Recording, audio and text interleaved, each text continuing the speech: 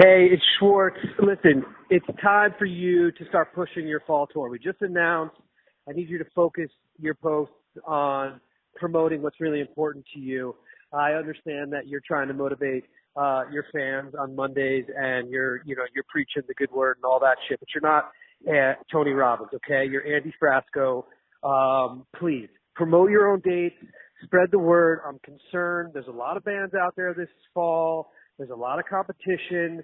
There's a lot of trouble with the economy. People are hurting. You know what I mean? Let's get some folks to our shows and show them a great time that way. And you're not, again, who are you? Gandhi? Now, a message from the UN. 1, 2. If you can't draw a crowd, draw a dick. If you can't draw a crowd, draw a dick. There's too much space between us, so I was forced to draw a penis. If you can't draw a crowd, draw a dick. Pre-sale numbers looking pretty low. Pretty low. Hoping folks will join us for a show. For a show. Added 5 names to the list. They did show up, now my singer's pissed. Buckle up, baby, this is gonna blow. If you can't draw a crowd, draw a dick. If you can't draw a crowd, draw a dick. Not too many in the crowd. Everybody get your sharpies out. Can't draw a crowd, draw a dick. There's too much space between us, so I was forced to draw a penis. If you can't draw a crowd, draw a dick. Listen to the Web Baby Podcast, let's go. I'm gonna do it again. And we're back. Woo! Andy Frasco's World Saving Podcast. I'm Andy Frasco. How's our heads? How's our minds? Are we staying out of trouble? Are we trying to blow off our weekend run? trying to blow up? No, I want to play. You still have the COVID card, bro. You haven't used your COVID card yet. I will never use the COVID card. Not COVID even if card. you actually have COVID. No way.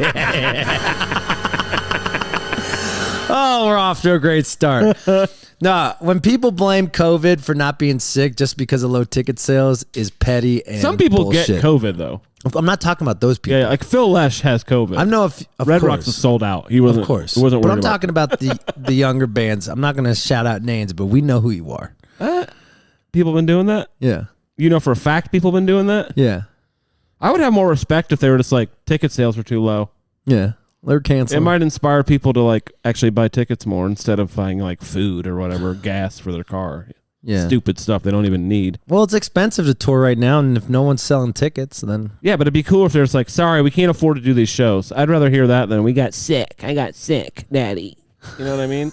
Unless you're actually sick. Well, yeah, if you're actually sick. I just don't want people to lie, is I guess what I'm getting at. Well, this is the entertainment business. People lie to your face all the time. Oh, it's literally what it is. It's like mostly lying. God, it's sad. I mean, if you think about it, the best actor in the world is literally just the best liar on earth. Yeah, it's true. Like Christian Bale's an amazing I always think liar. about dating an actress or dating an actor. Terrible. You never know if they're real or not. They're not. They don't have real personalities. I can't remember how I was You can't listening. stereotype all actors. Yes, you can. Why? I don't know. Fun? For fun? Because the Because podcast. I want to? Yeah. 'Cause that's what you do to make, you know what I mean? Oh, I'm sure there's like 2 or 3 actors that aren't complete psychopaths out there. Sure. yeah. You've never wanted to like. Don't you remember the drama kids from high school? They were the weirdest weird kids. Even the drama kids say that about themselves. Did you ever just want to? That's a cult right there. What is?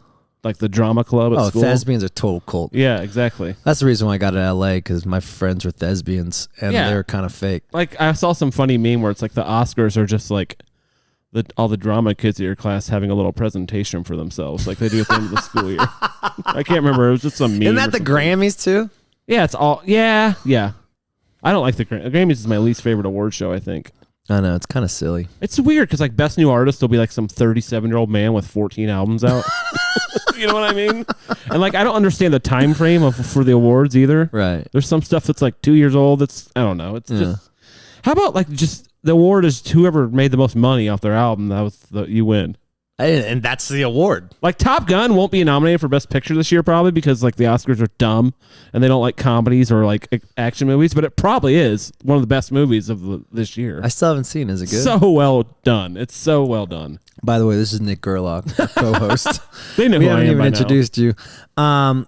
This is the Sea.Hear.Now installment. Sick. Where's that 5 festival again? episodes of Sea.Hear.Now acts. That festival is in Asbury Park, New Jersey, sick. home of Bruce Springsteen. Yeah. Don't get me started on that guy. And the first act we are putting on the show is actually a local band. I'm really proud of these guys. These kids are like 23. They're called Dogs in a Pile.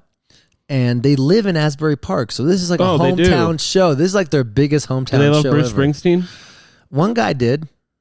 The other guys, Speaking of actors, they had a crazy story. One guy's from Long Island, keyboard player. Long Island? Long Island. He's good. I was just watching some video of them. Keyboard player's sick. He knows how to play piano. Well, like he was like, I'm debating not going to secondary school, and Billy Joel's team said, no, you're going to school and we're giving you a scholarship, and they gave him a scholarship to Berkeley School of Music. Well, how do you know them? What? Because he's from Long Island. It's Is like, that where Billy Joel's from? Yeah. Oh, I don't know that much about Billy Joel's. And like Billy Joel had a upbringing. foundation for the music school that he was already going to, the art school. So he took all that money and got a music degree. Yeah. And well, it was happy because he met the band's Dogs in a Pile. Oh, they're all Berkeley kids? Berkeley kids. Another Berkeley jam band coming down the pipe, everybody. Hey, be nice. I'm not making fun of them. It's just a objective What's fact. the deal with Berkeley Goose, hiring Dopapod? What's the deal with Berkeley always just having jam bands? Because they're good at teaching people how to play like modern music instead of just like stuff for 400 years ago. They like Berkeley does do the best job of like the colleges for preparing you for like the actual music industry that exists right now. For the jam scene? Just in general, I think. Compared to like going to IU or something. No one ever graduates from Berkeley. Yeah. Everyone's stuck with a $60,000 bill. Yeah, I'm just saying their classes are more geared towards like what's going on right now. Don't mind. I'm not trying to talk shit about Berkeley, We can but talk shit it about just Berkeley. doesn't Why make not? sense. It makes sense if you get a scholarship for sure. I think it makes Or if sense you're to rich. find bandmates that you relate with yeah. to go on tour with. That's the thing. When you go to Berkeley, you have a bigger pool of musicians to like. But why don't you just pretend like you go to school and just try to find musicians? That's what you would have done. I feel like it would work probably. I feel like there's enough people there that you could pretend you go to Berkeley. Yeah. You just kind of like, yeah, I got class in half an hour. You know what I mean? But Cool. What class are you in? and then you yours? just go to get Dunkin' Donuts or whatever. And you jam. That's all Ripe they do. too is from Berkeley. Who? Ripe. Oh yeah, I played with those guys. Turquoise. God, so many jam bands from Berkeley. I feel like there's more. Goose. Goose is from Berkeley. I think I already said them, but Goose, Dopapod, definitely all Berkeley. Lettuce. Most of Lettuce went to Berkeley. Who else? I mean, that's a lot. Yeah. No, Humphreys, they couldn't afford it. They went to Notre Dame instead. Come on, don't throw those rich kids under the bus. Oh well, Bayless I think went for free because his dad's the tennis coach. I don't think he went for free, but I think he had it's to pay a lot cheaper. Bit. He definitely wouldn't have got in if his dad wasn't the tennis Oh, coach. come on, chill. Wow, we got this is just a shit talking fest today. Well, I think Brandon would probably laugh at that joke harder than anyone. Yeah. Honestly, he's pretty self-aware. Also, But, he's a very smart guy. It's called a joke, Andy. This is a podcast.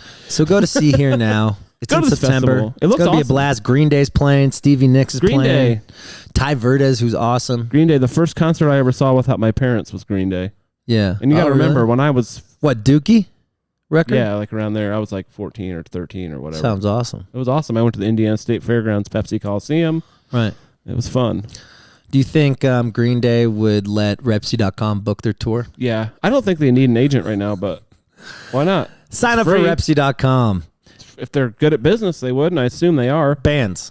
I'm going to say this every week. I just announced the tour last week. By the way, thanks for buying tickets. It's fucking killing. Really? Yeah. Let's go! Here's my impression of Andy on the last podcast. Oh, everything's dying. My flower is wilting. No one will ever buy a ticket from me again. I can't afford to go to Europe, but we might have to cancel everything. And now you're like, oh, everything's crushing again. It's because you promote better than everybody else. I love you. You're the Burt Kreischer of the jam band scene. Man, did you see Bert's new promo for his show in Omaha where like it's in the pool? It just came out today. And then all of a sudden you skin back and then there's like synchronized swimmer dancers behind him and he's in this I know, in he's his pool. He's like so good I at feel like if promo. he wasn't a comedian, he'd be like the most in-demand marketing professional in the entire world. Right. So thank you for buying tickets to the fall tour. Keep buying them. These are big rooms. We're not sold out yet. And we have a lot. We have People love a long way to go. Are you going to do the same show every night, or what's your plan? No.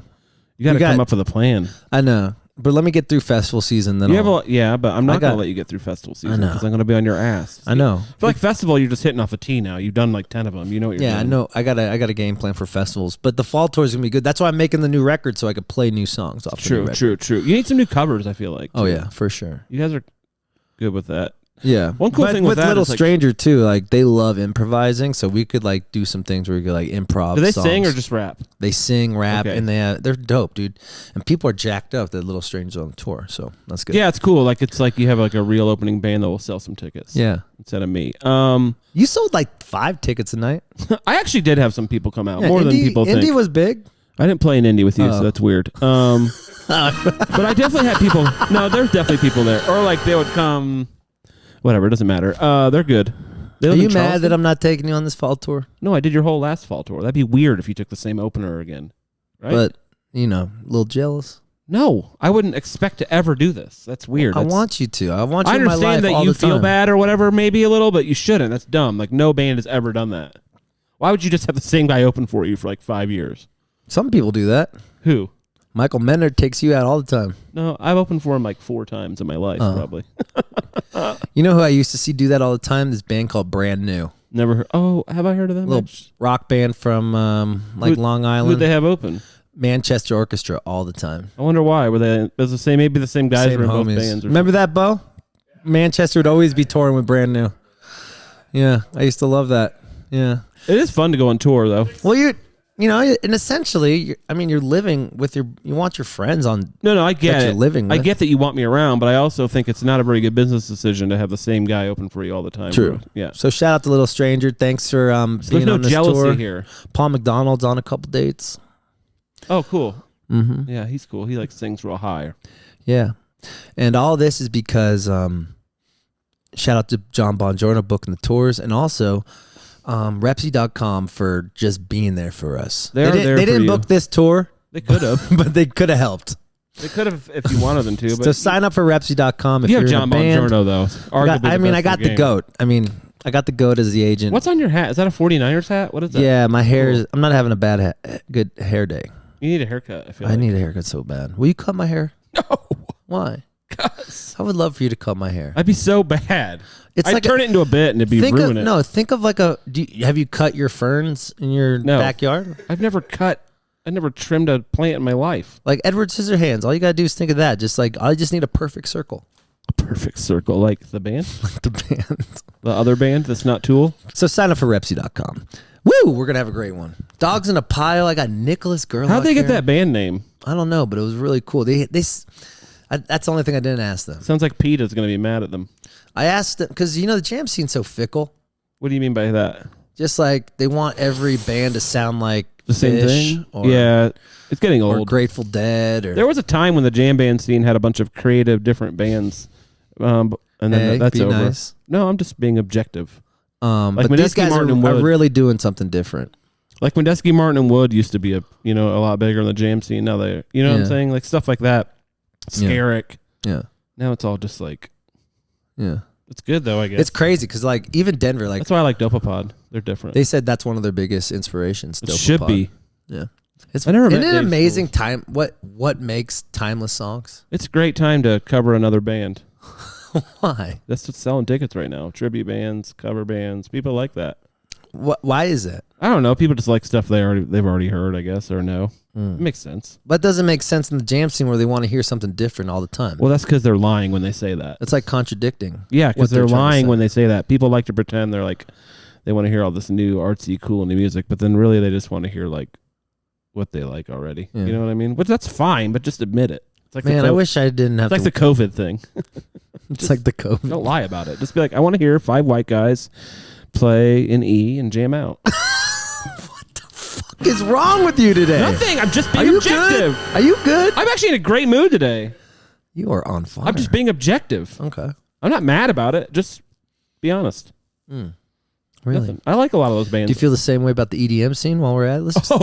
Let's go over the whole EDM thing. scene might be even worse because it's so much easier to copy people because you can just sample.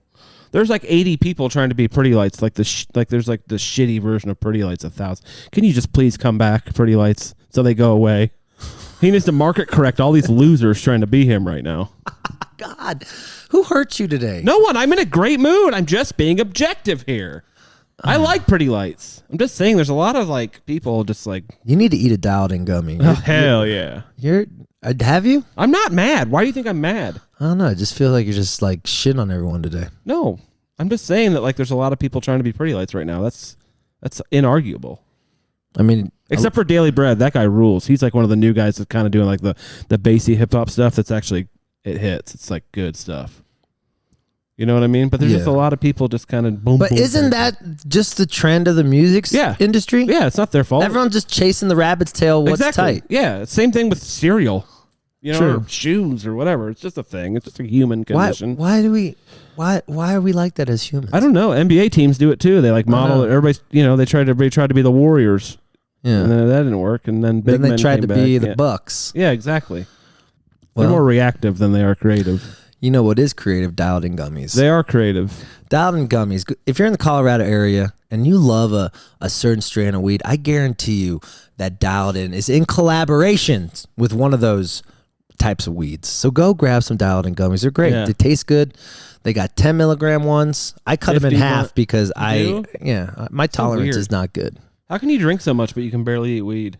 Because it's, I don't know. Things, I guess. Because I'm an alcoholic. Are you an alcoholic? I had this epiphany when I was in Charleston. And I couldn't. Epiphany Amberthesen? I was like drinking for like 6 days straight, and then I had to go on tour for that weekend, and then I kept drinking. I'm like, I can't stop drinking right now. What's the longest you've gone without drinking? 6-7 hours? No, like a month. Oh, 3 weeks. pretty good. During the quarantine, I didn't really drink. Really? Yeah, I was working. Me neither. I didn't drink at all, barely. Oh, it's a lie. I would drink a bottle of wine. I think I went a year without having any alcohol during. But not like a marathon, like Olympic drinking, like I did in Charleston and this weekend. What is it about Charleston just makes you get hammered? Well, I put it on myself. I was like, hey, everyone who wants to party, let's party. And then everyone hits me up, and then Everybody I wants feel to party bad. in Charleston. That's why they live there. I feel like. Yeah. Once I have one, my brain gets foggy, and I just want to have 15. Yeah, I can't have one drink. I don't really like having a drink and then doing something like working. It's a bit much. I did try to have it. Like when I'm in Denver, I don't drink. Like when I'm during the week. No, you don't drink that much. I don't. That's when you do drink. It's annoying as hell. But when I do drink, I drink. Yeah. Shout out. Luckily, that fits in with the rest of your band. Not Ernie. Ernie's been staying home. Bernard? Ernie's a little house cat right now. He got married. He's wifed up. He doesn't do anything anymore. Oh man, what are we gonna do? P-whipped, isn't he? Is there any P-whipped? I think he likes having someone always there for him. Because I don't think he thinks fair. we're always there for him. Arguably, you're not, since you're drunk off your ass the whole time. Not during the day. I'm not drinking during the day. No, you're sleeping and yelling at your phone. I don't fucking sleep. I work all day. Bo, You am I never always sleep. working? I never said you're not working. Nah, bitch. You trying to belittle my work ethic. Andy doesn't like it. Andy doesn't like when people say he's not a You hard can talk worker. shit about everyone else. Yeah, not Gerlach, me though. I'm but perfect. me. I'm mommy's special baby. Mama's special baby. Oh, Aren't you? man. I'm excited. People liked your parents when they came on here. Man, that was one of the biggest downloaded episodes. Really? Yeah. 45 downloads. 45 downloads. Yeah. So shout outs for my parents. They're getting mad love on the pod. They are. Um, It's interesting to hear people's parents talk about them, I guess. yeah. I'll tell you who's never coming on this podcast, my Dude, parents. why not? I don't know. I don't even think your parents exist, to be honest. Exactly. I've No, never my heard dad- one word from them. I've never seen them like one comment. My dad listens to the podcast sometimes, I think. Really? He told me he did. Do you have a good relationship with your parents? Yeah. I guess. It's Do like they a beat you and shit? No. No? Like emotionally? No. It's more of a business relationship. We're British, we don't. You're my son. Yeah. And I'm your father. Mm-hmm. I'll do my thing, you do your thing, and if you need money, don't ask me, ask your mom. Yeah, basically. Yeah. Keep it light, Oh, I man. have siblings, too. I did get the dirt about Iceland. Did you know how many siblings I have? No, you don't tell me anything, bro. I love that you just hung out for 2 years. How many siblings do you think I have? 3. That's true. That's right. How many? Really? Well, yep. Let's go. 2.5 technically. I had to look that up on Wikipedia. That's all it says. Nick Gerlach has 3 siblings. No other information about this man. That's it. Wow, what a jam band episode. We are just letting the jam. Well, we have a jam band on, so we can just talk jam band. They're a buzz band. I've been seeing the word dog. They're getting popping. Yeah. I'm really happy. They can actually play, which is nice. Yeah, and they like to shut the fuck. That's a compliment. I said they can play. All right, we got to be done. I'm sorry for saying they're good at playing. This is the last episode. Getting canceled for saying that they're good at playing their instruments? Here's my inspiration for the week, guys. All right, come on. Stop copying everybody that's more famous than you. It doesn't work that way because you're just going to be the shitty version of something else, and no one's going to care about you, and you're going to die alone, and you're not going to have money to retire, okay? Just, you know what you should do when you're writing music? Don't listen to any other music for like 3 months, and then write something. Yeah. Just stop it. It doesn't work that way. Think of every band that's blown up. It's like something different and new, you know? Mm-hmm. Thanks for being on the show. The Dark Lord of the... All right, guys, enjoy Dogs in the Pile, and we've got 4 more big old pile of dogs. Big old pile of dogs, and we got 4 more See Here Now what episodes. kind of dogs you think they are? I don't know, but if one of them, they look wild, and their drummer is fucking 19, and the drummer was in the band when he was like 17. That's cool. And like the parents are like, all right, are there siblings in the band or something? No, just best friends. What is it? 4 guys or 5 guys? 5. It's a jam band, so it's either 4 or 5. That's how it works. Sometimes 6 if they have a percussionist. Oh man, what am I gonna do with you? Keep mining this brain for all these thoughts. Because he didn't give us any motivation today. Yes, I did. I said stop copying everybody. Idiots. Have a great day. Be safe out there. Don't overthink anything. If you want to fucking copy other bands, just copy go ahead. them. Who cares? Just get your money however you can. Just make your money. Honestly, forget everything I said about that. Just do whatever you can to make your $300. Yeah. Or 6. I've seen a lot of per cover guy. bands get, $300 per. Yeah, a guy. Damn, who's paying $1,500 for a cover band? Oh, true. I don't know. I feel like... Yeah. Whoever it is, hit me up. Yeah. I'll cover some fish. You're 15. You get way more than $1,500 a show, Andy. All right, true. All right, have a good day. I've seen your splits. Goodbye.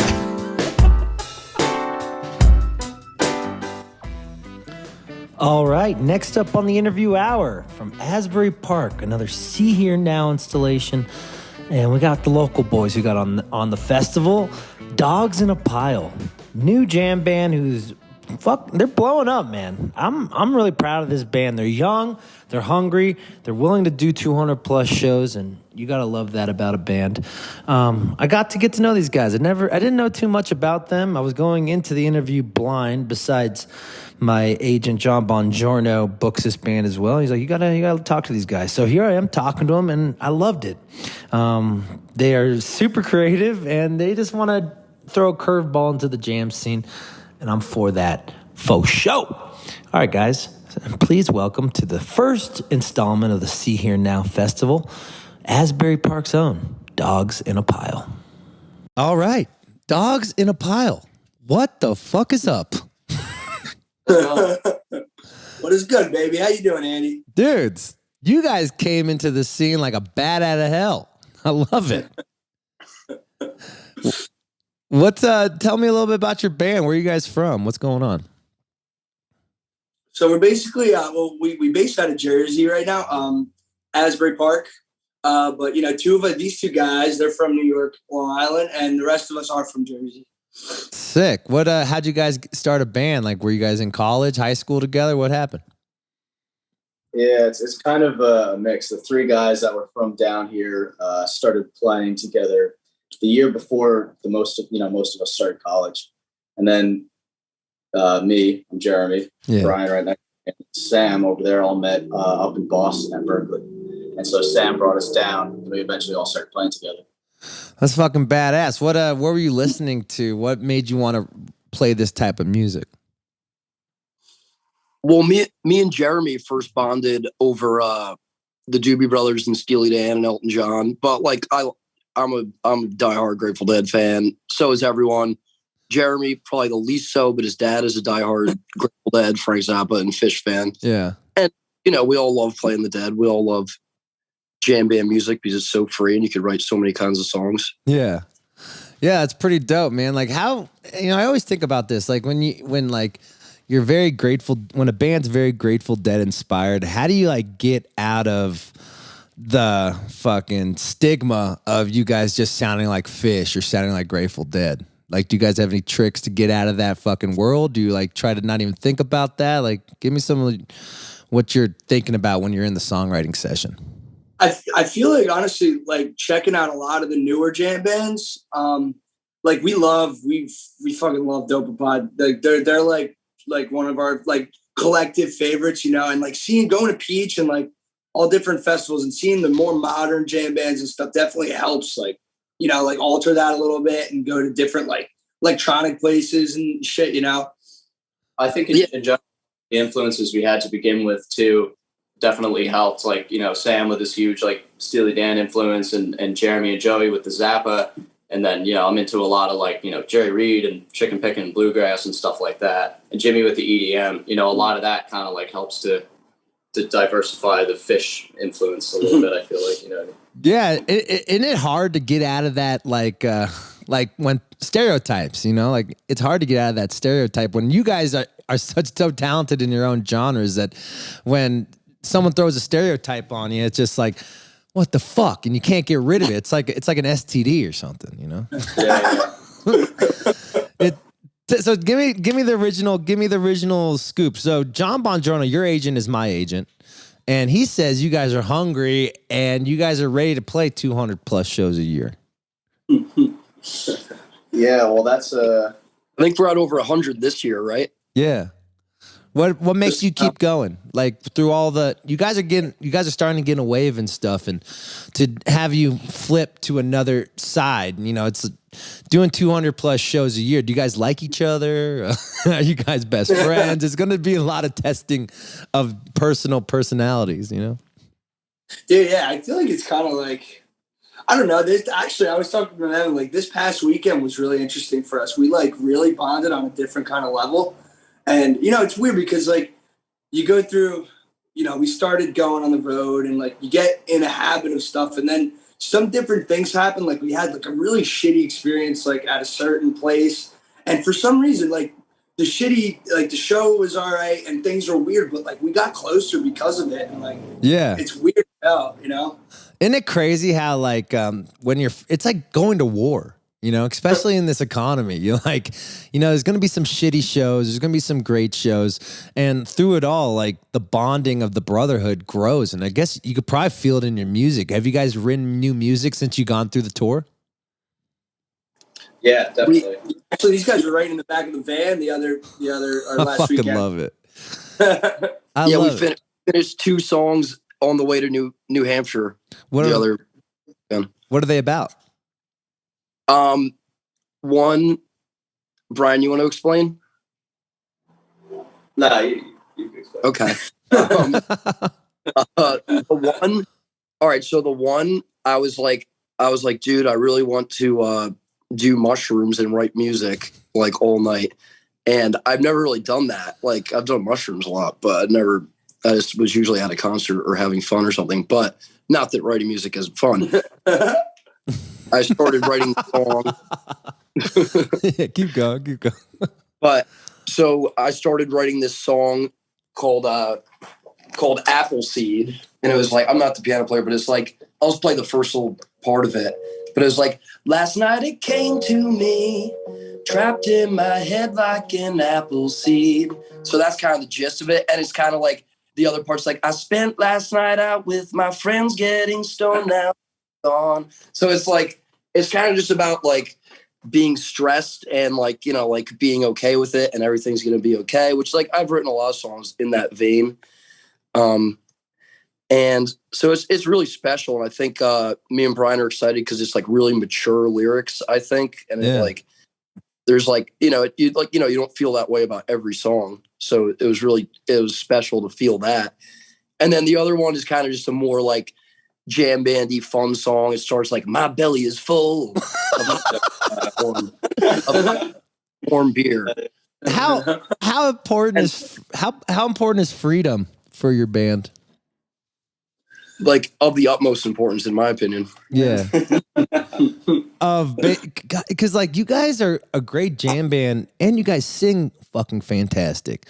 This is why I think, you know, you're having a wave, and to write songs that you could go from one genre to the next, or having these, you could write these existential crisis songs, and then you could also write a song about just, you know, having a full stomach is pretty, it's pretty magical, you know? So tell me, let's talk about a little bit. When you're going through these existential crises, do you guys deal with a lot of like anxiety, mental health issues throughout your life, or were you kind of, that never really affected you? Some of us at one time or another, you know. What was triggering it, you think? Dude, it's actually funny you say that, because I had like my first panic attack of my life last week, and it was fucking ridiculous. I thought I was dying because I didn't know what the fuck they felt like. Where were you? Explain the situation. Dude, it was weird. I mean, I was like partying a little bit throughout like the night, and we were just hanging. And then like I smoked weed like normally, and I was like laying in bed, and all of a sudden I felt like I was like fucking tripping my balls off. But like I'm like a new drug, and then my legs started vibrating, and I felt like I was pulsating. It was like, and I don't know, I think it's because like, you know, like you were saying, like touring and shit, like we go on these weekends, you get it, like we do like 3 nights and then come home and barely get settled for 2 days, you know? It's like, oh shit, where am I now? Okay, we're still moving. I think that's what it was, honestly. How old are you guys? 23 to 24. Holy shit. Joey's 19. Well, our drummer is 19, and I'm the oldest. I'm 24. Hold on. Backtrack. You're babies, dog. Okay, so how do you get your 19-year-old drummer into clubs? He looks old. He looks old. He like is really jacked, and he looks like a Greek god kind of. So like, he doesn't drink ever. Yeah, he doesn't drink also. So they don't worry about him. You know. Does he take like L or any of that stuff, or what? What's his? Yeah, he likes to trip. Yeah, he likes to trip. Yeah. He was doing a bunch of films the other day. He likes weed a lot too. What's He's probably a fan of weed out of the 5 of us. Maybe Jimmy or maybe me. I don't know. Yeah, going back to those panic attacks, it's got to be tough when you first don't know what it is. You feel like you're being drugged, right? Straight up. And then did you feel like you were just burning the candle at both ends, and then your body just couldn't react to it, and that's what you felt like? You felt like this suffocation? Probably. It's weird because actually since then, like the next day and the day after, I felt like I was looking at like, I felt like I was actually going through like a little like spot of like anxiety like in my life, because now after that happened, I feel like I did a little while ago, like full on happiness, just like relaxed, not giving a shit, just like, and I didn't feel like that way for the past like couple months. And I don't know. I feel like that needed to happen. It was weird. Yeah, you know, it's like panic attacks are like a blessing and a curse, because it it shows your brain that you aren't invincible, and you can't just throw drugs and alcohol and no sleep into your body for fucking 7 days straight, you know? and it's important for your growing. So like, tell me a little bit more about this song you wrote, because it feels like it's about mental health, and it's about, you know, going through burning the candle at both ends. Give me a little more about that song you just wrote.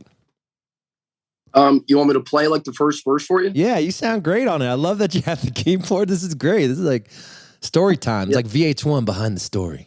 I pretty much like to carry this keyboard around, especially lately. Let's hear it. And it's battery powered too, so that's why I was able to do it in the van for hours. It's so sick. Wait, what? Yeah, I was just saying that your battery's in there, so you could. You know. I have. Take these. I love it. It takes 6 batteries, so. And I learned all my piano skills just from watching Jeremy, because he's amazing. I love it. Yeah. Ready? Yeah. Oh yeah. Also, it has like it. So this is the intro. It's like.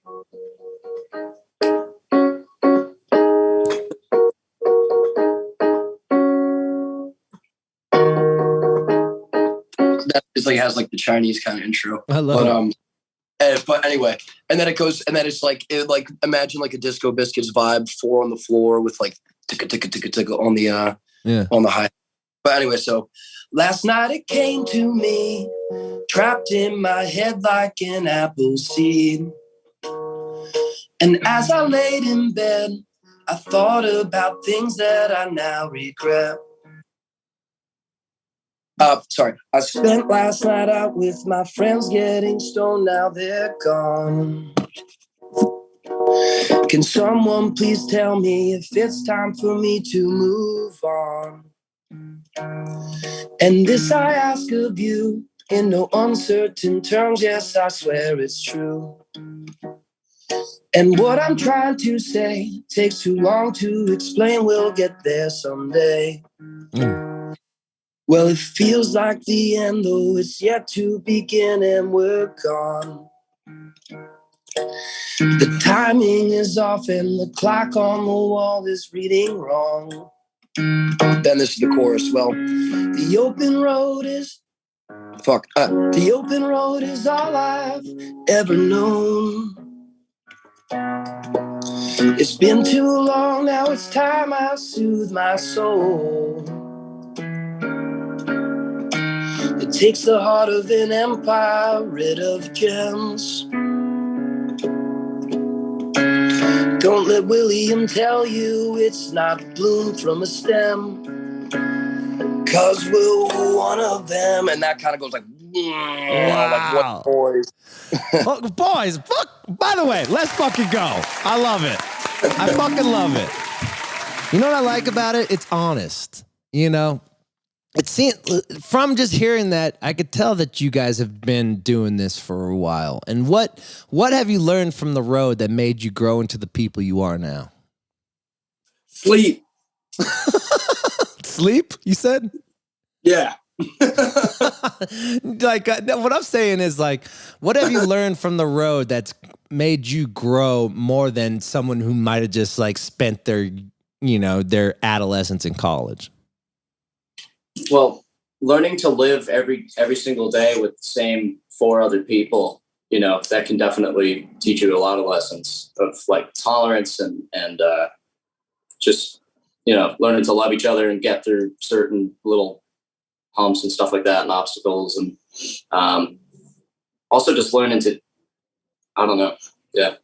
I don't know that maybe it's kind of obvious, but what I've really learned is like that the fact that we're able to do this thing and make a living off of it. I mean, that's the best thing to learn. 'Cause if you learn that and you have gratitude for all of it, and, you see other people doing things that maybe they don't love what they're doing. And then you're like, wow, we get to fucking play our shit all night. And that's it, Yeah. And it makes you realize how short life is and why not do what you want to do all the time, Yeah. It's beautiful. Yeah. God, the American dream right here. These boys are out here on the road, just skull fucking the whole country. And I love it. So give me a little bit more about how the band started and talk to me about, this is a 2-part question. What's the hardest thing you had to deal with together as a band? And then let's talk about the beginning years of the band. Well, I think it's interesting how Sam and I both first met in Boston. Mm-hmm. I ended up accidentally ending up at this party. This guy invited me in Boston. It was like the start of second semester. My roommate was a rapper, so he was having a freestyle rap party, and I didn't really want to be. Now I like freestyle rapping. Back then, I ended up at this party, and Sam was nowhere to be found. I didn't know him at the time, but it happened to be his apartment, and I'm like, I wasn't getting the vibe of the party or whatever. I was just kind of sitting there having a beer or whatever, and then out of nowhere, I see this this room with this light coming out of it, and I heard very softly, I heard the Dead. I heard Jerry's guitar or whatever coming out that door. And so I opened it as quickly as I could. I was like, who are you? And there's Sam with he's got his girlfriend next to him, and he's just jamming out to the Dead on his bass. I could have been in the middle of doing something inappropriate, but you opened the door either way. No, yeah, Sam so loves came in. fucking Jerry Licks. Yeah. So it's like, who are you? And he's like, I'm Sam. And I was like, I'm Brian. And then we just hit it off immediately and started talking about how we wanted to start a band and how we both love the Dead and how I like Fish and Sam likes Fish a little bit. And, you know, and then, yeah, we just started talking about like how we want to write songs and do all this stuff. And then he's like, come over tomorrow. And then I came over the next day and I didn't stop coming over every single day for like 2 weeks after that. Oh, was this at Berkeley? Yeah. Yeah. Did you guys not graduate too? I didn't graduate. I don't really care. I did. Sam, you graduated? Yeah. Let's fucking go. One of 3 people who graduated from Berkeley College of Music. Literally. That's great, man. So you had this collection of songs. I heard in Berkeley, like you could like join a band for credit. Is that true? I mean, Jeremy has a little story about how he got to Berkeley that he doesn't really like talking about. Tell us, Jeremy. I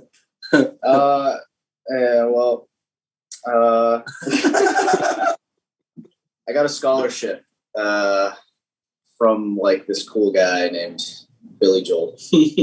What? On like the Billy Joel? Yeah. Oh my God! Keep going. I mean, that's the crux of the biscuit there. Anyway, I'm from Long Island originally, so I went to this arts high school, and that place was awesome, but it was also severely underfunded. And so his foundation donated a bunch of money to that arts high school to like make sure it didn't close down. And when I was finally, getting to around the time where I was going to go to college and applying and whatever, somehow through the school, somebody there got in touch with his team and kind of made a scholarship happen. Because I originally wasn't going to go to school at all. No. I was already working. I was doing a lot of musical theater gigs, just like music directing around the island and wherever. And I was playing in big bands, at bar bands, whatever the fuck. So I wasn't really going to go to school, but somebody at the school knew that I was at my high school knew that I was, probably going to bail on the secondary education. So they kind of pushed through, got in touch with his team and hooked me up with a scholarship to ensure that I went. Mm-hmm. So, I mean, it's safe to say that this band would not exist had Billy Joel not, been my sugar daddy. So you get convinced to go to Berkeley. How did you meet the other 2? What happened? Brian accosted me outside of one of the Berkeley buildings, actually. What happened? I was about to head to a gig somewhere in Massachusetts, and I was sitting in front of like the Berkeley building, and I had a keyboard with me, and I was just waiting for an Uber or something. And he just walks up to me, and he's like, I wasn't really that into the Dead, at the time, especially. But he's convinced that I had some sort of Dead paraphernalia on me, a sticker. Or I definitely didn't. You had like a pin on. That's bullshit. Yeah, there's no way. He had a pin on, bro. We got to get him in the band. I didn't even know Casey Jones at the time. Okay. Well, me and Brian were working with a drummer and trying to audition a keyboard player, and we had one guy, like so many weird ass keyboard players. Yeah, we had one guy come. And he like overslept and he was like, oh, like, sorry, I'm so late. He just like didn't give a fuck. We were like, oh God, like this is what it's going to be like trying to find someone that wants to, It's so fucking funny. This is so, okay. So now you have 3 guys in the band. Who's next? Who'd you see next? Well, that was kind of the band up in Boston. We had our own project called, it was called Scotch Bonnet for a minute. And then it kind of became Otherwise Useless Children, which is now the Dogs in a Pile sister project. I love it. Yeah, so we had that band up in Boston, and then Sam initially brought me down to jam with, the guys down here, Jimmy and Joey. They actually there was another guitar player in the band at the time, so that's why Brian didn't come down immediately. Yeah. Mm-hmm. So what type of success were you having in Boston that made you guys realize, hey, we should take this thing seriously? We weren't really having success at all. Like band, like we would play it. Us 3 had almost no one really liked the jam bands in Boston. It was very hard. We had like 2 fans. Yeah, we had like 2 Our fans. friends. Yeah. Actually, we had one awesome friend in Salem, Massachusetts. She kept telling us about the operator. She was kind of this weird cult, tripped out, and she was trying. I'm pretty sure she was trying to get us to join this cult. What type of cult was it? I don't know. She was just like this guy called the operator, and he was like looking out for us, you know. Hold on. How did you meet the operator? No, we met this crazy lady who loves him though. Salem is like known to be like a spooky town where like all the witch trials happened back in the 1600s and stuff. And so we were playing a gig there. Everything was really dark and spooky in that town. And then we were in this abandoned mall that was just open. Yeah, that was really weird. Yeah. And then, this girl comes up. She's like, did anyone around here tell you to like get into Christianity all weird? Like these just people on the corner that like are trying to force me to become a Christian. I personally am a part of like the operator or something like that. And so that was weird. That ended up being a weird show. Oh my God. Gig. She loved it, dude. Yeah. But to answer your question, like if we had success in Boston, we really didn't. But like what kept us going and like we just our love for like writing songs together, like we kind of knew that we like had something going that was like just so much fun that we couldn't stop doing, you know? So cool. What was the first song where you felt like, damn, this is a fucking real song? I guess the song Look Johnny that Sam and I came up with and that we all arranged together was like a cool first one to be like, oh damn. And then Jeremy wrote this one called Chocolate Milk, which is like this sick like fusion instrumental that we should be playing, but we don't really play anymore. And it was like super zappa and super cool. And so we just like, yeah. The first chord is very cool. What's the first chord? Play it for us, Samuel. Yeah. I remember the feeling last night. Oh yeah. It was very nice of you. I don't remember any of the other lyrics. Guys, you guys are a brotherhood. Isn't it crazy how like rock and roll comes to you? You know, you're not looking for rock and roll. Like you're talking about cults finding you. You're talking about Billy Joel making this thing happen so you guys could have rock and roll. Like, do you believe in the universe giving you gifts and it's our job to be present enough to take them? Yeah, definitely. Dude, that's funny you say it like that, because when I talk to people about writing songs now, I'm like, dude, you didn't write that fucking brilliant song. Like that song existed up there and you just let yourself open up so that it can flow out of you. And it's the same goes as touring, man. When you start like resisting the touring, then you're not gonna you're always gonna be fucking miserable. You just gotta like be like the wind when you're touring, you know? Dude, I forget what venue it was, but your poster of the tour rules, like the 30, dude, and I was Ohio. Oh, was it Ohio? That's like that was Woodlands the most, Tavern. Like, I read it like 10 times. Wow, that's the greatest advice fucking ever, dude. A lot of people aren't going to get the road besides the people who want to live on the road, you know? And like, you're never going to relate with anyone who doesn't live on the road. So like, maybe that's where you got your panic attacks. You have friends who don't live on the road and you're trying to explain it to them and you seem like a fucking crazy person. And like, you don't want to talk to your brand for 2 days because you already been with them for fucking 10 days. So you're alone with your thoughts. And really the whole band is dealing with the same fucking panic attack. Family too. Yeah. No idea. Yeah. How hard? It's always so weird. What's that? Say that again. Sorry, I interrupted you.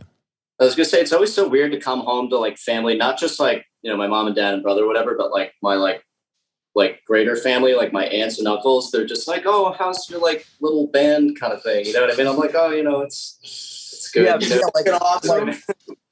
Yeah, like Andy, you know how you were saying before, like what do you think like people who just went to normal college and like, you know, I have a lot of friends I grew up with that just went to normal college and like, you know, they don't even understand. I'm like, no, dude, we weren't going to frat parties and shit like you. We were hanging out and drinking beer and writing songs and smoking weed. Right. And then we would go to house parties and that was the party. And then we would go to like our local bar and play music there for fun. But like, you know, for example, I have one friend And he's like kind of just like he loves working the 9 to 5. It's like honestly bad. It's kind of weird. But he like is very condescending to me, and he's like, yeah, like maybe the band won't work out. Like, what are you gonna do then? I'm like, dude, what the fuck? Like, no. People have backup plans, end up just doing their fucking backup plan. And fuck those people. Don't let those guys ruin fucking dogs in the pile mojo of the open vessel syndrome. We need you boys on an open vessel syndrome all the fucking time. Okay? Yeah, tell those guys to suck your dick from the back. Seriously, because we don't need that energy in the dogs in the pile brain, okay? Your dream just playing live, or do you guys want to write a hit, or do you want to write a record that makes the world go around? Like, what is your philosophy for Dogs in the Pile?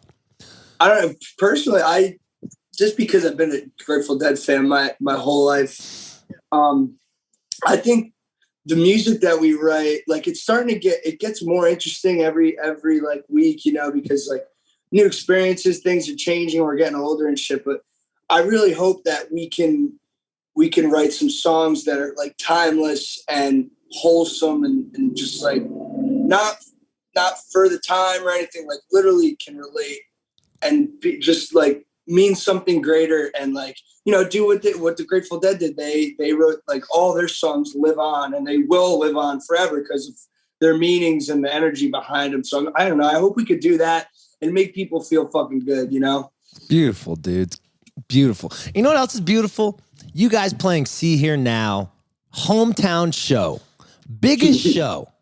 This gotta be a fucking, a pat on the back. When you found out, when John told you, hey, boys, you're playing the biggest local show you've ever played in your life.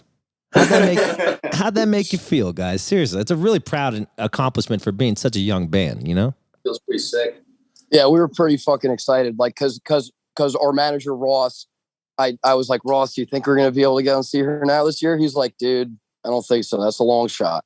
And then like a month later, Ross was like, oh, we're on Sea.Hear.Now actually. I was like, fuck, yeah. Do you remember? Give me some memories of Asbury Park Sea.Hear.Now when you were a kid. Did you guys used to go to the festival? Well, that was new, right?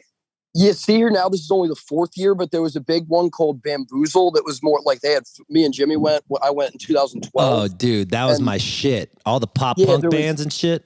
Yeah. So we saw like Skrillex, Incubus, Mac Miller, all the best music when you're like 12 years old. My Chemical Romance, one of my favorite bands at the time. Yeah, And then there was Whitechapel. You guys know them? I used to. No, Whitechapel? No, I don't. No, I don't know. It was just on the side stage. It's like one of the fucking heaviest, like the hard death metal bands I've ever heard in my life. They're like go listen to them. It's like that shit. They take that shit up there. Yeah, it's so crazy. Asbury, like I used to work for this record label called Drive Through Records, and they had like Newfound Glory, fucking Hidden in Plain View. There's a couple New Jersey bands. I forgot. Oh, like Starting Line. You remember those guys? Early November. Anyway, you're too young for that. But Bamboozle was kind of like what the Warped Tour was, Did you guys ever do the Warped Tour? No, I had a lot of friends who liked that. Yeah. What were you listening to when you were 12, 13, 14?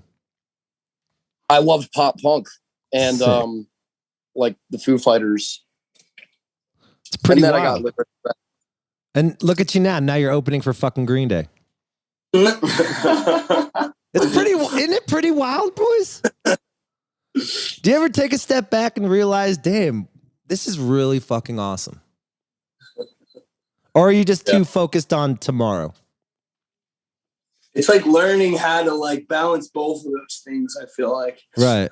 Yeah, because if you get too excited about every show, then you're just constantly too excited, and it doesn't, you can't live your life just being too excited all the time. I don't think, You sound like your dad there. That was your dad talking right there, dog. Hey, boy, don't get too excited. Life sucks. This is just a moment where you're going to be happy, but after the show, life's going to suck. No, I love it. Guys. No, I didn't mean it in a dark way like that, but it's just like, if like, it's like every week we get something that seems more exciting, like Jam Cruise. We're so excited about that. Yeah. some other stuff that I don't think we could talk about yet. Like that we're really excited. And it's just like, I don't know. It's, I just feel like for me to like, feel like, I'm like healthy mentally. I don't want to, I want to think of like the month ahead and like, make that plan. And I don't want to think too far ahead because it just makes you go a little crazy, I think.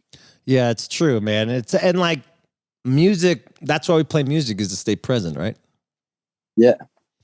Boys, this is exciting. I get to know you in the beginning of your careers. You guys are gonna get so big. This guy's just drinking Coca-Cola with his shirt off. I'm about this life, boys. Keep writing music. Be whoever the fuck you want to be. Don't put yourself in a box, because you guys, I could tell you guys are bigger than a box. So promise me, throughout all the managers and the booking agents and all the record labels, always be yourself. Okay, boys? Yeah. Right, Andy, I want to say one little funny thing. So like, like I think we're all pretty, we don't really like music that's not true to the heart. Like, it has to be true to, like it can't be like about something that's not about the music and about bring people together. But like, also like my kind of goals, like I want to continue to, I think we all do, just kind of push the limits, see what we can get away with. Like we can write a punk rock song, we can write a rap song, and we're not going to stop until someone says, no, you can't do that. And then we're going to do it anyway. Yes. That's the beauty. See, that's what we need to bring into the jam scene. This I don't give a fuck punk rock mentality. We have a pretty funny song that starts as a punk rock song. And I kind of do like, well, he's living a lie. And then the B section is sung in Spanish by me and Brian, and it turns into a mariachi song. See, that's jamming. People are so afraid to just throw curveballs all the time. But like when you think of the essence of a jam band, you're supposed to throw curveballs. Put your dick out there. Whip it around like a lasso, baby. Write a country song. Go into rap. Go into fucking a Grateful Dead vibe. Do whatever the fuck you want, because it's your music and it's your musical freedom. So I'm happy you guys met each other, and I'm thankful that I get to be part of this journey. I get to hear from John Bongiorno. John Bongiorno you're in the best hands, man. John is the best agent out there, and he understands freedom. And I'm really excited for your career, guys. It's gonna be awesome. Yeah, thanks, man. Well, Dogs and Pile, thanks for being on the show. I hope you have a fun day. Go write a rap song, then go write a mariachi song. Just fucking put your dick out there, okay, boys? Have a good one, guys. Thanks for being on the show. Later. Thanks, Andy. My sister's a nurse. Are you okay? Yeah, I'm doing great. Yeah? Just chill as hell, man. I'm just a fucking vibey, chill guy. Oh, all right. If you're so vibey. This is exactly what happened to me when I was a kid. My parents put me in therapy when I was 12 because they thought I was depressed, but I think I was just hella chill. Did that fuck you up? No, I hated therapy. That was so boring. I remember just staring at some painting she had on the wall, just like, end this. Like, God, stop asking me about myself. Was there any breakthroughs in your therapy? What for? What? What are you gonna break through with me? Like, I don't know. Maybe like you're holding some. Maybe you're addicted to porn. No, when I was 12, there's no porn. I was beaten off. The internet was. I had no cum. I would look at my dick. I am 6 years older than you, and porn. That gap. The availability of porn when you were 12, when I was 12, is insane. How much more easy it was for you to get porn than me. True, probably. You're older than me. The internet wasn't like banging like that, like you could just probably do 2 clicks and be on porn. You had like download shit. My sister's boyfriend gave me my first nude magazine. I think what? Yeah. Is that technically a crime? Why? Well, how old were you? I don't know, 12, 13. I'm pretty sure giving pornography to a minor is a crime. Oh, whatever. I'm not going to out him or anything. I'm just saying, pretty badass crime. But it was funny because it was like Big Bush magazine. Ugh. And I'd beat off in it. And my parents... Yeah, I mean, you can beat off to anything, I'm thinking. My parents found it and like, what the fuck is happening? Yeah, it's not even top 10 of most embarrassing things. No, they're like, God damn it, he's already addicted to porn. Addicted? I was beaten off a lot. Really? Oh, yeah. Like a lot when I was young. I would put my dick on in my parents' jacuzzi. I wish that your sentence would stop there. I would put my dick in my parents'. No. And that's all we have for this week, folks. To be continued. Check out Dogs in a Pile. They're a jam band from New Jersey. Oh, Ever heard of a I was just so into that stimulation. Like I knew like That's what I knew that's what I was going to be addicted to. What, getting your penis jerked off? I know. It wasn't even jerking it off. I remember just putting my penis, like, you know those air jets went in like a parent's bathroom where it's kind of like a small spa. Yes, I know exactly and what you're I'd talking put my about. dick in it, and I never came because I was too young. But I would have these like electrifying orgasms where like my eyes would roll back through my head, and my parents never caught me. Or maybe they did, and they saw me like, oh, fuck, and they I feel like if I caught my kid doing that, I would just leave it. Like, what's the point? Why talk about it? What a wild time, man. I miss being a kid. Yeah, you were probably really good at it. It was fun. I didn't like middle school or high school because that was like the time where I'm like, all right, I'm already an adult. Let's get the fuck out of here so I can go to work. High school was elementary school was so fucking fun. That was fun. Middle school was my least favorite. Really? Yeah, I had fun in middle school. 12-year-olds were the worst. 13-year-olds, 8th graders. They pick on you? No, not really. Just kind of like over to the side doing my thing, you know? Really? Yeah. I'm not kind of hard to pick on. It doesn't hit, doesn't stick with me. You know what I mean? No, Some people, you're sensitive. Okay, I'm a person, but like there's other people that I can take a joke. You know what I mean? Well, I love you. And if I've ever hurt you, I don't want you to like go commando. You didn't hurt me by not having like go taxi driver on the whole music scene. You didn't like hurt. You did in the beginning of the segment. I didn't go taxi driver. These guys suck. This fucking guy's a poser. This guy's a fucking oh god. Everyone sounds like pretty lights or fish. Well, prove me wrong, people. Make something different. I'm probably guilty of it too. I'm guilty. Whatever. Of it It's just product placement. Anyway, whatever. What do you think of this new Turquoise band? Let's start that. Oh, cool. I like the band name. Yeah, I do too. I think they got it because they always say that to each other. They be cool. Like how you go, chill. Yeah. Like cool. I'm happy that they're getting out there. Yeah, they're too good of a band to just give up. Yeah, and they had so much momentum with that whole Turquoise thing. Thanks, She's a singer. Thanks for being on the show. Hell yeah. I know you're gonna miss me this weekend. Oh yeah, where are you going again? Well, this weekend too. This weekend? I'm going to my friend's bachelor party. What? In Palm Springs. Oh. Some friends from elementary school. Is that in California? That I haven't seen in 20 years. California or Florida, Palm Springs? Palm Springs, California. Have you seen that movie Palm Springs with Andy Samberg? It's so good. It's I want to see that new Peele movie, Day. Nope. Oh, that was cool as hell. Yeah, with the aliens. I like Jordan Peele stuff. Right. But Palm Springs is good. It's like a Groundhog Day kind of thing. Really? Yeah, it's fire. Well, it's on Hulu. But it happened. All right. Any other questions? No, but I got to interview Sammy Ray. Oh, that's cool.